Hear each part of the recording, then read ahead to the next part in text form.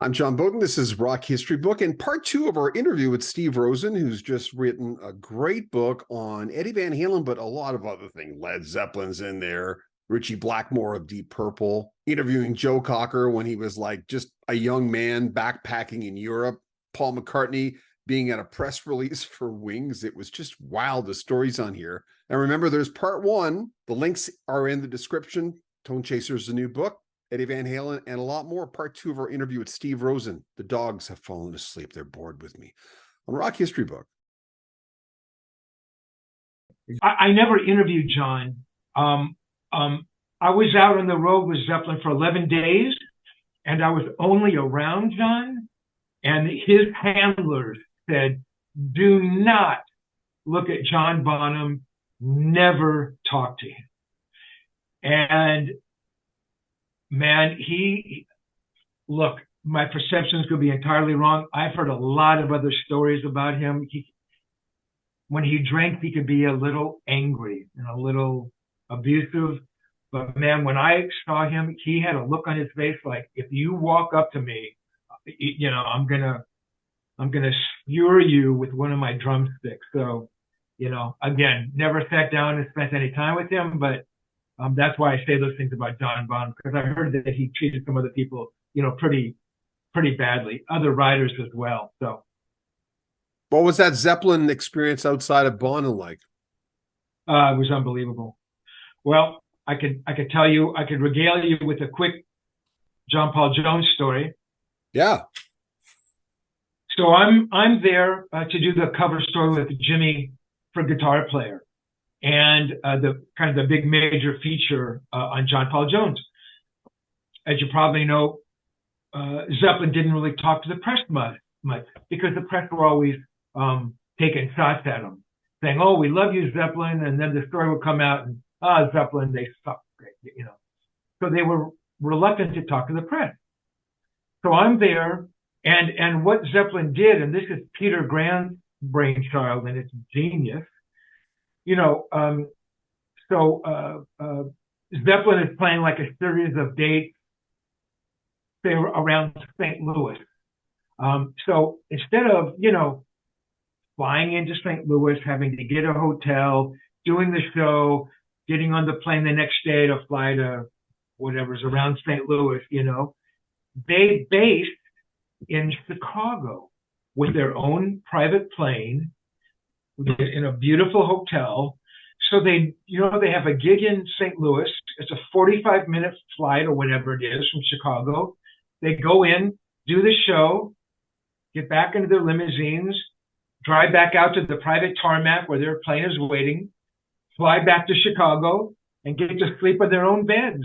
And then 2 days later or the next day, they can take the plane to whatever's around there, whatever cities. My geography's not great, and it was just amazing. I mean, my God, they didn't have to go in and out of airports. They didn't have to, constantly check into new motels and hotels.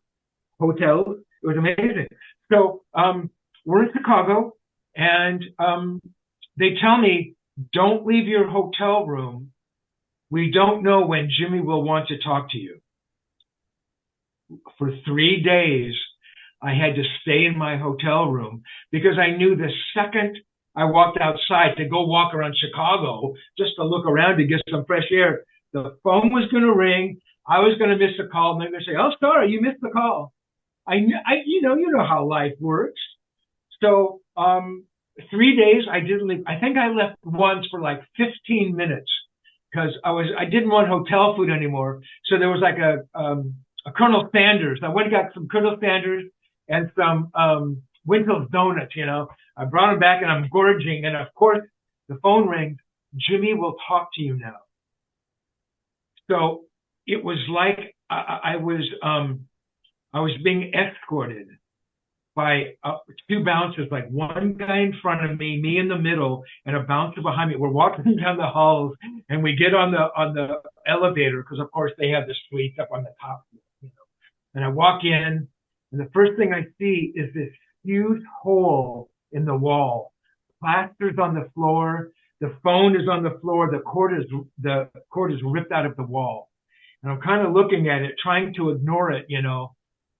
And I see Jimmy, and he sees me looking at it, you know, and he says, well, what the fuck are you going to do? You know, telephone, you know, it rings, you know, you lift the receiver off the handle and then it starts beeping, you know, so only one thing left to do, you know, rip it out of the wall and throw it against the wall. He had thrown the phone against the wall. I mean, there was a big hole in this wall, plaster all over the floor. I'm thinking, okay, this is going to be good.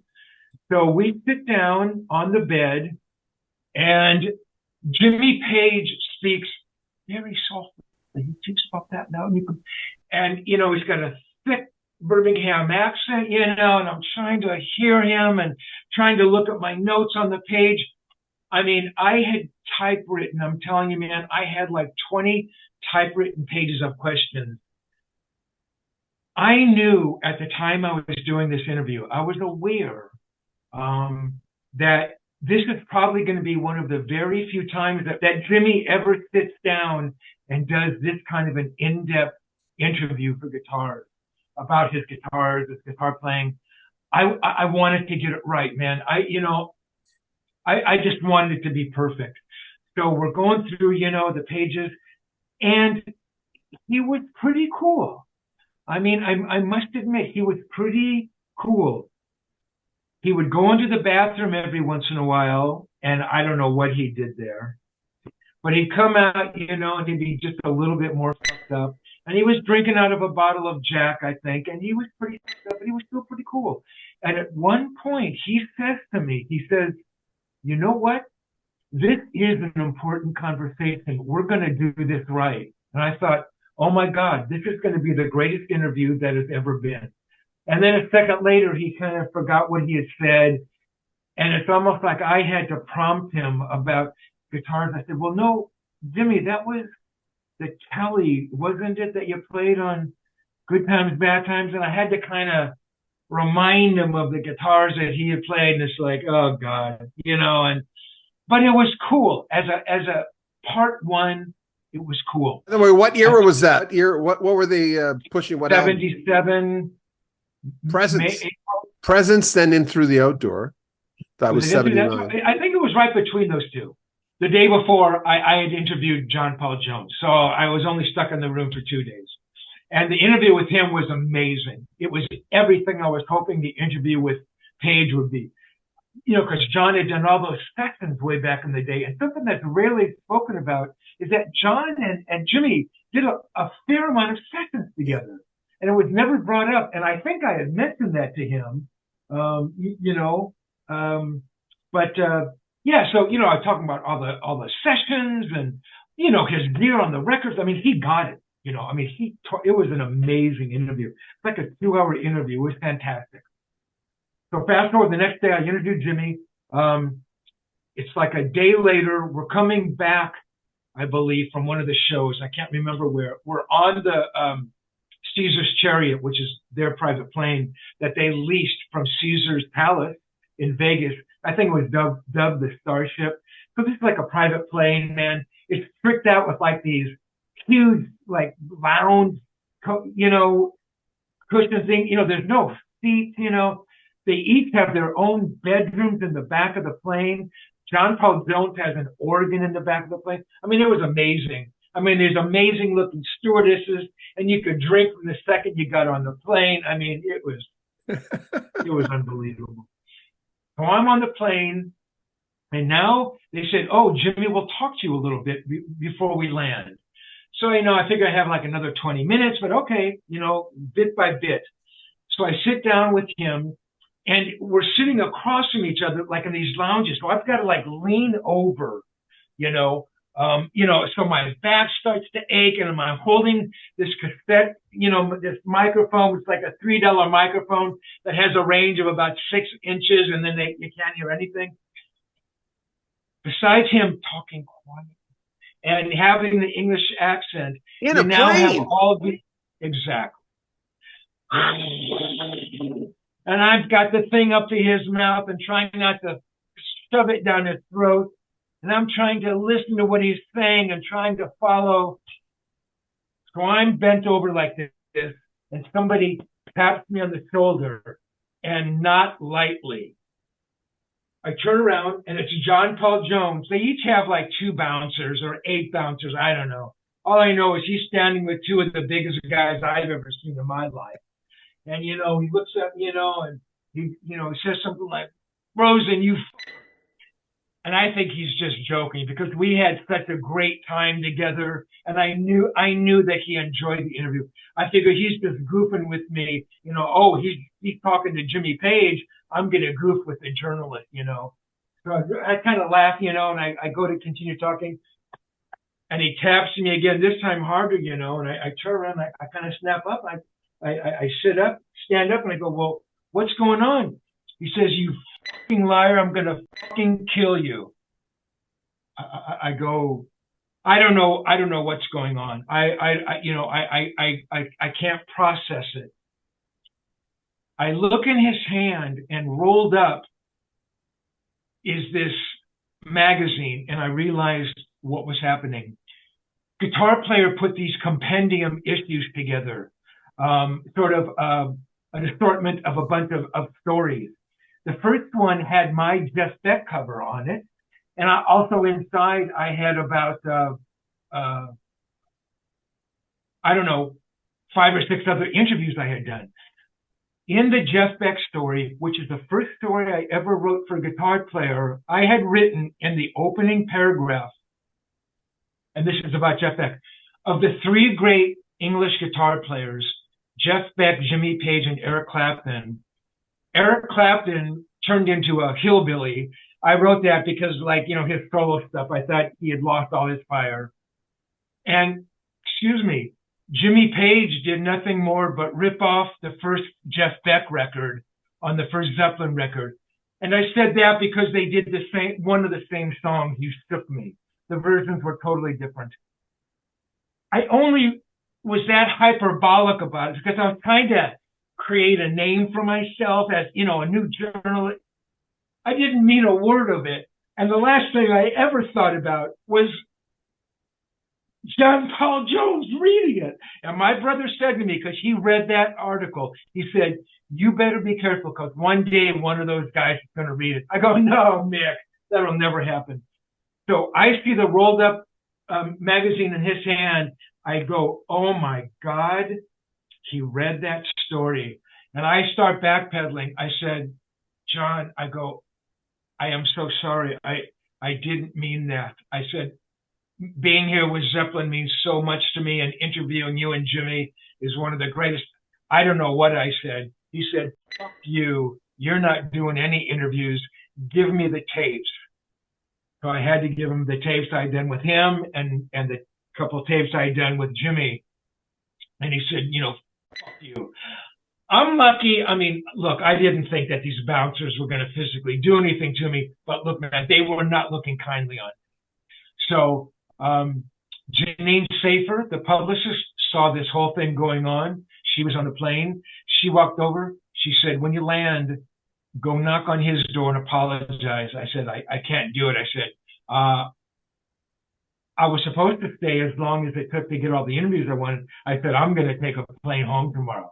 I said, there's no way I'm going to stick around these guys. They fucking hate me. If I did any interviews, they would suck anyway. So I'm going home the next morning. She goes, go to John Paul Jones' door, knock and apologize.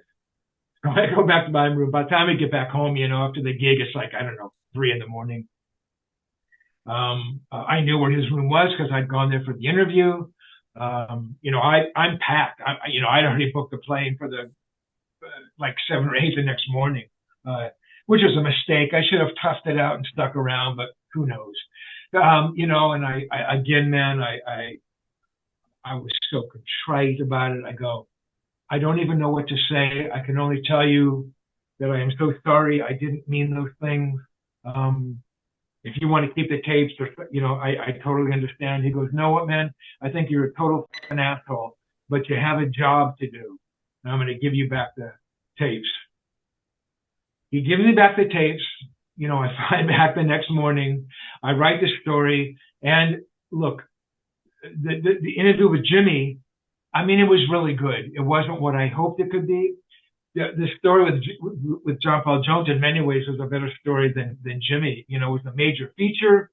I mean, it was really good. Fast forward a couple months, Swan Song, sorry, Detective is playing at the Starwood, one of the clubs in Hollywood.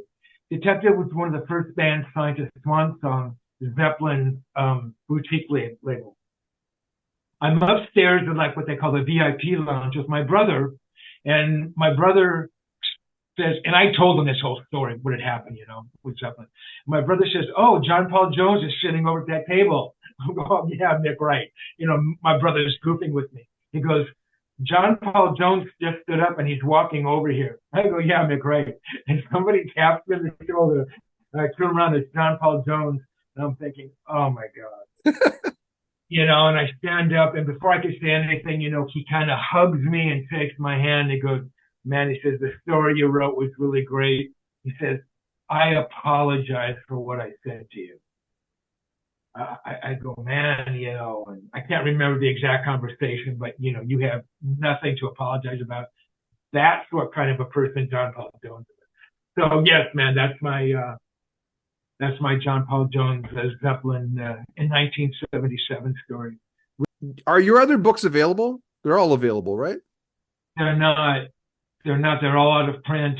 You know, I wrote a book in '78 about Jeff Beck that came out in Japan only. It was in all Japanese anyway, but you know, yeah, I wrote a book on Free and Bad Company. I wrote a book on Sabbath.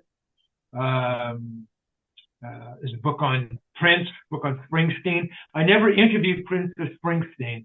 Somebody approached me to write those books, and they were good books. They're not brilliant, but they were good. I wrote a book on Randy Rhoads, but no, none of them are available. They're all out of print.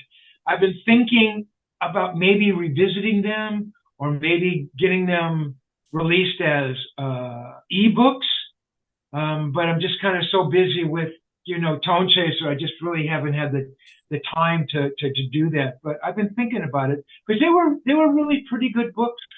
I mean, to be honest, they were pretty cool, those books. I did my first interview, Joe Cocker. Don't even ask me. No. Joe Cocker, 73. I recorded over it. What do you remember from the Joe Cocker interview? Oh God. So, mentioned earlier, I'd written for my high school newspaper. That next summer, or maybe 2 summers later, I think it was 70. I graduated in 71. So I think 72. My buddy and I go to Europe and hitchhike around. So we hitchhike around Europe and the UK for 3 months. You know, doing the Jack Kerouac thing. You know, on the road, and I mean that was great fun. One of the first little local newspapers I mentioned to you that I started writing for was a little rag called the LA Star. The LA Star is where, you know, you put a quarter in the machine, you know, on the side of the curb, you know, and you pull up the door and you pull out one issue and it will close. That's where you'd find them. Well, you bought the LA Star, which is kind of a softcore newspaper thing, because you would turn to the back page and look at the massage ads, right? You weren't buying the LA Star to glean any true insights into the musician's mindsets. So I remember sending this guy a couple live reviews, and I remember them clearly. T-Rex at the Palladium, which is like a you know, really cool venue down on Sunset Boulevard, and West Bruce and Lane. You know, I was a huge Jack Bruce and Leslie West fan. And he ran both reviews. So I remember getting in contact with him, you know, calling him and said, "Hey, Mark Yandell, man, thank you for printing my, you know, my reviews." I mean, no money, of course. I mean, at that point I would have paid him, right? No money exchanged hands. But, you know, I had a byline, and I just thought, my God, this is so great. I told him, "Listen, man, I'm going to Europe and the UK, you know, so I won't be around for 3 months." And he said, "Well, why don't you be like our foreign correspondent? Go over there, do some interviews, and send them back to me." I said, "Well, yeah, that'd be great, except I don't know anybody." I mean, you're the only person I know. He goes, I have a complete Rolodex of every publicist and manager in the UK. How he ever got this, I have no idea. I do not know. But he did. He had names. He gave me all these names. One of the names on there was Max Clifford, publicist for Joe Cocker. So my buddy and I have come back from Europe, and we're now in London. I mean, we were sleeping outside, and we slept in Hyde Park. I mean, it was amazing. It was a lot of fun. So we'd wake up, have a cup of coffee, and try to get cleaned up a little bit, and then I'd go find one of the red phone booths, drop in my pence or whatever it is, and I'm dialing Max Clifford, scared, terrified. I mean, what do I say to him? He's going to laugh me off the phone. I go, the pig-headedness of youth. I mean, what's the worst they can say? I don't know you. I'm sorry, I'm busy.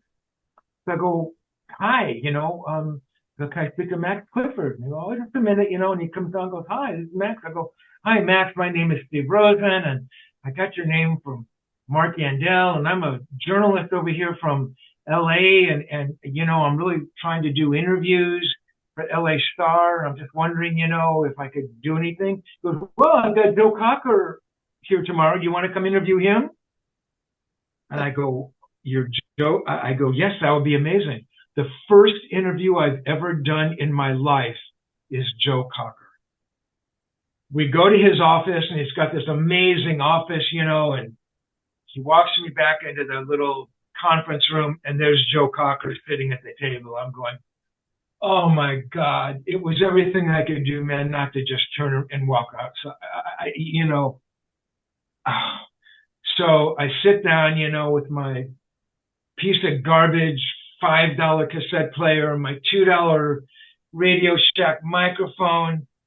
I don't think I had prepared any questions. I mean, Joe Cocker, I love Joe Cocker. I love the Grease Band. I mean, I thought he was an amazing artist, So I asked him something about, I think, doing With a Little Help from My Friends, the Beatles song. Jimmy Page is on there, and B.J. Wilson from Procol Harum is playing drums, I mean, it's one of the greatest covers ever done. So we start there, and he just starts talking, and I can't remember what else I asked him, probably something about Woodstock, or we get done, and I'm going to write the story the next day or something, and mail it back. And somehow we were staying like at a bed and breakfast, like a room in one of these quaint little English homes, I think we had our own little, like kitchen, with the little burner thing, and I think I somehow had a typewriter. I don't know if the person who owned the house had a typewriter. I had gotten one somewhere. I don't know where. So I was, going to write the story the next day. But earlier that next day, I actually had an interview set up with, I think it was a band called Smith, Perkins, and Smith. They were one of these prototypical English bands at the time. They were actually a pretty amazing band. And one of the other publicists said, yeah, we got Smith, Perkins, and Smith. And I think they had an album that they gave to me, and maybe I listened to the album or came to the office to listen to the album, or they had a press release. So I go and listen to interview Smith, Perkins, and Smith, and I have my cassette. So I think nothing of it, and I put it in, and I record Smith, Perkins, and Smith. And I would like to say that I didn't know what I was doing, but I realized I'm recording over the Joe Cocker interview, and I haven't even written the story, and I couldn't have done anything more stupid. So I had to like recreate the interview from memory, So God bless you, Joe. Maybe the quotes weren't exact, because I figured, how many interviews am I going to really do in my life? I mean, yes, I wanted a career. I wanted that, but I talked earlier, man. I mean, you never knew.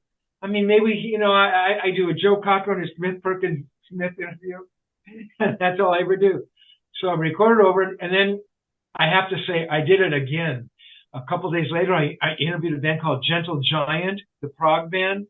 really amazing band. The Shulman And brothers. I interviewed over them, and this is like, I think, their first record. It could have been, so this is like a really, I mean, it could have been a very important interview, and I recorded over. I do want to tell you that the next day or 2 days later, I met the publicist for Paul McCartney, Tony Brainsby. This guy was so nice. He let my buddy and me, when we told him we were like sleeping outdoors and stuff, he says, "Oh, why don't you come and you can sleep in the office?" This guy allowed us to sleep in his office. He had like an office, like a little bedroom area, We just had to be up and out before they, started business. But that's what kind of person he was. He said, "Listen, Paul McCartney is playing in Birmingham. You want to go interview Paul McCartney?" So, I go, "Yes, Tony, I'd love to interview Paul McCartney." So we take the train from London to Birmingham, which is about 100 miles. And we see Wings, which was amazing. This is that tour they did. I think they called it the University Tour, where they would roll up in this painted bus and they'd say, "Hey, we're, Bill and the, Home Wreckers." And nobody knew who they were until they go on stage and it's McCartney, So seeing him perform was amazing. I'd never seen the Beatles. And then afterwards, it was like a little press conference. There was probably like, I don't know, half a dozen writers, all these amazing writers whose names I knew from Melody Maker and NME. I'm in this room with these. These are gods to me. I've seen their bylines.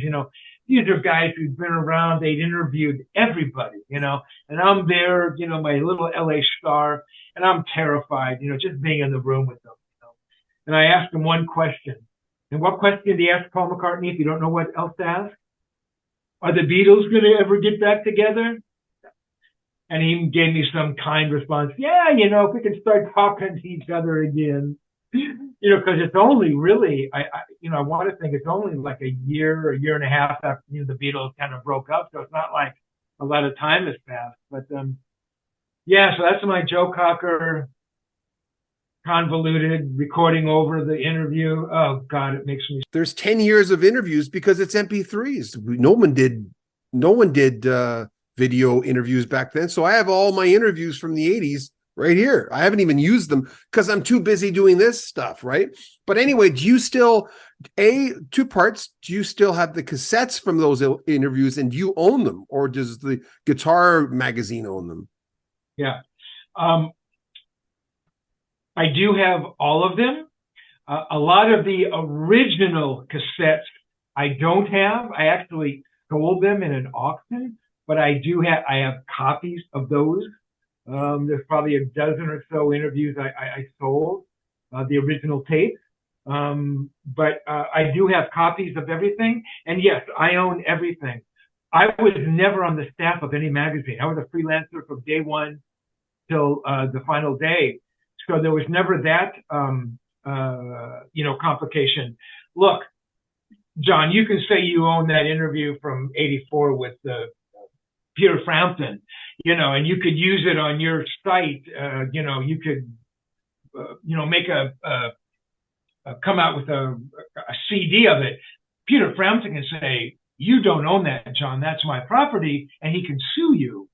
Anybody can sue anybody, but at the end of the day, I've spoken to a couple of copyright lawyers, and yes, that's your property. You can do anything you want with it. Oh no, I get that. Well, I'm glad you have that. You're going to put that. I checked out your channel, your YouTube channel. I'll subscribe when we get off. But you've got a lot of stuff you can put on there. I have a lot of stuff. Yeah, the YouTube channel is just a tiny sampling. Me picking interviews I thought would be interesting, but I've never done an exact count. I'm guessing probably somewhere between 1,500 and 2,000 hours. It could be more. You're talking about, almost 50 years of interviews. Yeah. By the way, you look great for your age. I'm not just saying that. I know that's a thing people say, but holy shit, man. Like, if you graduated in the early I graduated in 79. I'm looking at you right now. I'm going, man, you've done something right.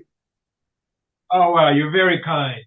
You just got a fan for life, John. Thank you, man. Alan Holdsworth. And you know what? I remember when Alan died, I remember getting on because I was a UK fan. I liked Danger Money, their second Yeah. album. He wasn't on that.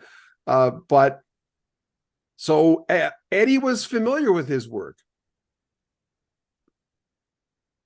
It was strange, and I spoke earlier that Edward was not a fan or didn't have any interest in the history of bands. He kind of liked what he liked, but he was the prog guy, which I guess surprised me a little. I mean, you think of the kind of bands that he was covering.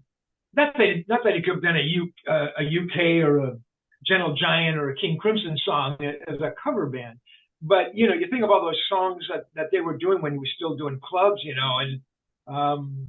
I mean there weren't even any bands approximating prog bands. So yeah, I was a little blown away that he was a UK fan and how much he loved Alan. In the book, I write, Edward's over at the house one day, and I don't know if you can see any of this at all, John, but all the walls are covered in pictures, and it's not that I'm trying to look at myself, but honestly, man, people come over and they see him and they kind of say, who's that, and, it is a reminder of, maybe some of the things I've done in this world, anyway. He asked me, he was at the house, have you interviewed Alan Holdsworth? I said yes. I hadn't interviewed Alan Holdsworth. I thought I would interview Alan a couple of months later. But anyway, yeah, he loved Holdsworth. He loved prog bands. UK was playing somewhere, maybe the Santa Monica Civic, which is like a 3,000 seater, somewhere, maybe Long Beach. I think I had tickets, and maybe even passes. I said, hey man, you want to go? Or maybe they may have even have been playing at the Roxy. And we go, and because you wanted to see Alan, and he was also a big Bruford fan. I'm assuming he was a huge Yes fan. And as you mentioned, Alan wasn't in the band. But there was also a guitar player. Didn't they replace him with a guitar player, or did they just replace the last version was John Wetton, Terry Bozzio, and Eddie Jobson. So maybe this was a version maybe just before that, because I thought there was another guitar. There might have been another version because I only got into them by Danger Money, and then I went back. Yeah. So Holdsworth isn't playing. But yeah, Edward would tell me many times he loved Holdsworth. I interviewed Alan, and he was just a very, very nice guy that nobody understood. I mean, unless you were a hardcore guitar player, I doubt if there were many non-musician fans that he had. He was just one of those guys. And if the only people listening to your music are guitar players, you're not going to sell 5 records. Because guitar players typically don't have any money, and they're probably not going to buy your record anyway, And when he died, he didn't have any money. He had none, zero.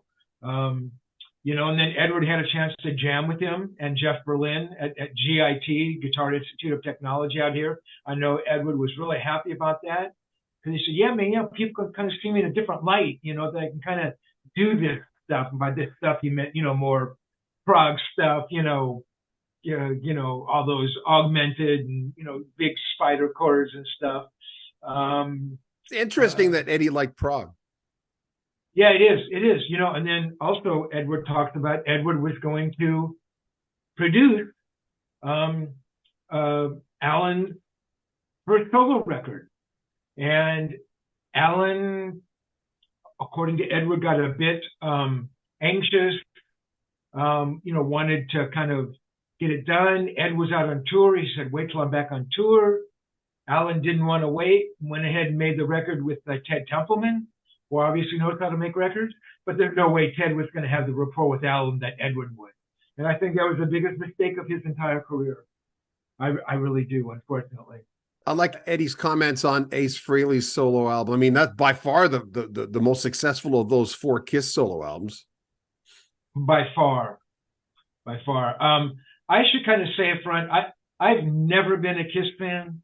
I never understood Kiss, and Ed talks about Ace, being kind of an influence on him.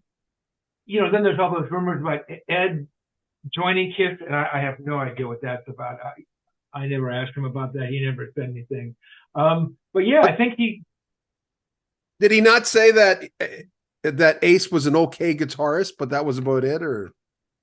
Yeah, it's funny. He actually, there's a bit in there where I think he's trying, and he's got a guitar in his hand, and he's talking about Ace, and yeah, he did like Ace way more than he liked the other records from the other guys. But I think he thought Ace was okay.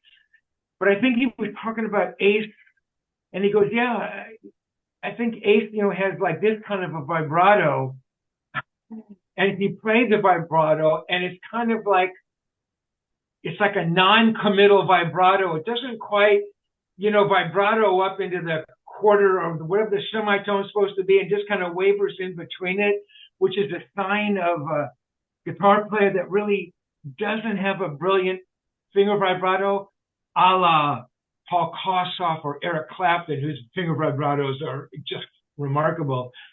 And what was so funny about it is that when Ed did that, and I don't know if I wrote it or not, I think I did, I go, what was so funny about that is that it sounded eerily similar to my finger vibrato. I mean, that's how I kind of half wiggle, not knowing how much you had to bend the string. But I think he did have some respect for Ace, for sure. Well, New York Groove, I mean, who would have expected a Kiss member to release that as a single? Yeah, exactly.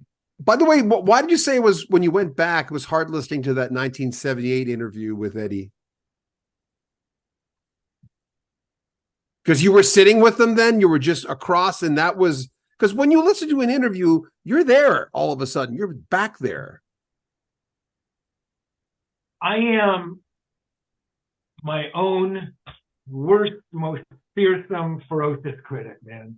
And I talked about it earlier about, I'll do 2 interviews and then no one's going to want me to interview them again. Maybe I shouldn't say these out loud. I look at other writers and I think, my God, they seem so self-assured and so professional, and, I look back on the interview and it was good. I just thought it could have been so much better. I'm not quite sure how. But and I write about, I talk about those things in the book. I have the little sections in the book, the note, I call them note sections, So now you're reading what this guy, Steve Rosen, really thinks about this guy, Steve Rosen, So you really want to know what this Rosen was thinking when he did that interview? Well, read the note section. I don't know, man. Yeah. I mean, as I was doing them, I'm thinking, this is ridiculous. No one's going to care, but a lot of people do like that stuff, because I think it also reveals a lot of stuff about the relationship between Edward and me and Edward himself, I don't know, man. I just thought it could have been better. I look at some interviews and I go, wow, that was a really good interview. With Ed, that first one, yeah, it could have been, it was good. I thought it could have been better. I love Sammy Hagar, by the way. I really, really did. I preferred his era. And as much as I like 1984, which is my pinnacle for the band, when OU8 when 2 came out, I remember going, this is one of my freaking favorite albums. The first one, not as much, but the second one with Sammy, I went nuts. But anyway, Michael Anthony, let's talk about him. Well, I want to hear what you had to say about Michael Anthony first. Is that what? Well, I didn't. I wrote something, and then the Van Halen people just came out, and because someone had said something about his technique or something. It was more technique than ability. Specifically with that, I forget who it was. It was a bass player. It wasn't a Flea, but it was someone like him. Yeah. And they came out, and I'm going, I didn't say it. I'm just quoting it. Oh, don't write about that. I'm going, It's news, man. It's controversy. It's getting, I don't go looking for it, but if it's there, I'm nuts not to go after it. Anyway, there you go. That's my story. Gotcha. Okay. So I was friendly with Mike. We weren't friends. I mean, I'd see him, if I was at some of the shows, I'd see Mike. Back in '85, when I was going to write Edward's authorized biography, and just backing up a bit, so for those who may not know, in 1985, I approached Edward. Edward, I'd like to write your life story. And he unbelievably said, yes, I can't think of anybody else who could write that but you. I started doing interviews, his friends, former bandmates, pre-Van Halen promoters who were putting on shows out in Pasadena, anybody I could find who I thought had something important to say about him. And one of the interviews I did was with Mike. And we sat down, I think, over the course of 2 days, and I was asking him all about the band and everything. And Mike was great. Mike was friendly and open, and honest. Those interviews are actually up on my YouTube page. And if you want to hear Michael Anthony talking about David Lee Roth in not so pleasant terms, go ahead and listen to that. He was extraordinarily honest. So I was very friendly with Mike. I've just never been a fan of Mike's bass playing. I understand how integral he was to the band, and we all talk about his harmonies, which were critical. And Mike provided that backbone against which Edward did his thing. Yeah, if Mike was Edward loved Tim Bogert. I think it was his favorite bass player. Had Mike been Tim Bogert, that band never would have worked. That really would have sounded like a prog band. There would have been no groove, really. That wouldn't have worked. But Mike worked perfectly for that band. I was just never a fan. And let me explain just a little bit. So you have to understand, as I mentioned before, I meet Edward in '77. By '77, I had been writing for many years, and I also had the music that I grew up on. And that was kind of like that English rock stuff, that mid to late '60s stuff. That was my favorite stuff. Jeff Beck Group, the first 2 records. Hendrix, Cream, Jack Bruce, The Who, John Entwistle. Oh my God. Chris Squire. And those are the kinds of bass players that I was used to listening to. So hearing Mike, it was different. It was, a little different thing. So, and I thought long and hard about making my opinions known. I didn't want to hurt him. I didn't want to embarrass him. Not that my comments would have meant anything to him. But that was the last thing on my mind. But I knew from the beginning of the book I had to be as honest as I could be, not only about Edward, but about myself. And, to hide those feelings, it didn't seem genuine, and I expected some backlash. And to be honest, I don't think anybody has ever said, oh, Rosen, you stupid, Mike's the best bass player in the world. And hey, excuse me, I want you to think that. People said, hey, man, you don't get it. Mike's really good in that band. I go, hey, okay, fair enough. So those are my feelings about Mike. And similarly, if we jump to the next guy in line here, John, Dave was the same way. I'm used to hearing vocalists like Jack Bruce and Steve Winwood and Roger Daltrey and Paul Rogers and Gary Brooker and, John Anderson and just these singers that I thought were remarkable, and Dave had this thing in his voice that just irritated me. Again, I understood that without Dave, there is no Van Halen, at that point. And Edward was smart. He understood that he needed a front guy, a big, huge, bigger than life front guy, because Edward was not that guy. And yeah, and again, I interviewed Dave once.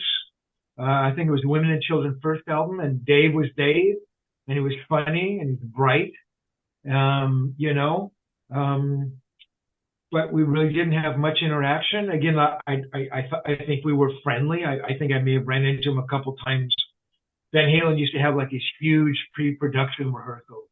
And, I kind of see Dave there a little looser, and Dave would come off the stage and maybe wander around a bit, and we'd say hello. And that's about it. There is an encounter I did have with Dave later on when he's at a club out here in the Valley, just see Talus, which is Billy Sheehan's pre-David Lee Roth band. And he's there checking out Billy. And I run into Dave, and we have some words. I mean, pretty cordial, but I kind of express my feelings to him about, and I don't want to give the book away, but, hey, man, you really don't respect Edward, do you? He goes, yeah, man, I do. I go, Willie, you really don't show it, And that was my feeling. So maybe that's why Dave left a little bit of a bad taste in my mouth. I don't know. I don't know. I think if you're playing in a band with Edward Van Halen, this is just me, you should be working 24 hours a day, doing everything you possibly can to bring Edward's artistry to life. And again, I understand that Dave wrote lyrics and melodies, but he's writing lyrics and melodies over this music that Edward Van Halen has created. So that's just me, that's your gig, man. Do everything you possibly can. Don't go off on a vacation for 3 weeks when you're supposed to be back rehearsing. So I hear about a lot of rockers, helping out their parents. It's something that happens, but it doesn't always happen. But the fact that he retired his dad, bought them, didn't he buy him a house? Yeah. Retired his dad, bought him a house. I mean, he loved his dad. I don't even want to say that. He loved his parents, but his dad was his true mentor and hero. His dad was a musician. He used to go hang out with his dad back in the Netherlands. I think he and Ellis may have even have played with his dad on some of those gigs. I think Edward might have played piano, or Alex played piano, and maybe Ed was playing drums. I forget the story. But yeah, bought his parents a house, which is a pretty amazing thing to do. And there was some friction between he and his mother, and I write about that. And, that's the sad part. Those were the things I wish I could have spoken to him more about. Or as we're talking about it, he's talking about his dad or his mom. And I'm not talking about the history that we all know, that they came over on the boat with his dad, and his dad had to watch it. That's kind of common history. But, going into a deeper dive, and, the relationship with his dad and his mother, his relationship with his mother. They came out here because his mother had relatives out here. And Edward makes comments about the relatives didn't really help and this and that. I really wish I could have dived into that further, because I really think that had a profound effect on Edward. But, I tried to get him to sit down, and I write about that. Ed, come on, man, we sit down and do some more interviews for the book. Well, I'm not ready, and, the book, can't come out now because I got another record in me, and, people will think my career is over. And I go, Ed, the only person who thinks that is you, But he just wouldn't commit to that original book, and maybe it's a good thing, because I think this book, I can look back on everything, from a vantage point. That first book would have been much different. It probably would have been more, me writing a little bit of narrative and proportionally, basically all interview stuff. So, maybe that happened for a reason. But I am so disappointed that I never could speak to his family more. It's sad. Those stories are gone forever, right? We'll never know about Edward, other than Alex. Maybe he's got some relatives back in the Netherlands, but they have to be you know, if not very old, at least old by now. And you know, so we never know. It's lost. I really like what you've done. I like the format. I like everything about it. Like Shannon was saying, I'm reading this and she's, I know you love the book. I'm going, oh my God, I just love this. Thanks, man. Great. Thank you, John. Let's continue next week. Next week. Okay. See you, man. Bye. Bye-bye. Hope you enjoyed that. Tone Chaser is the brand new book from Steve Rosen. He's been a journalist since early 70s, and he knew Eddie Van Halen, as you heard, professionally and personally very, very well. He was the guy to basically write this book. There'll be links in the description where you can pick it up. If you want to make a donation to the channel, help us grow, all the money we receive as donations goes to equipment and promoting our channel, which is very, very important, of course. You can join our Patreon, get early access to our videos, but subscribe to our channel, comment on the videos, share them on social media, and like them as well. I'm John Bowden. This is Rock History Book. Take care.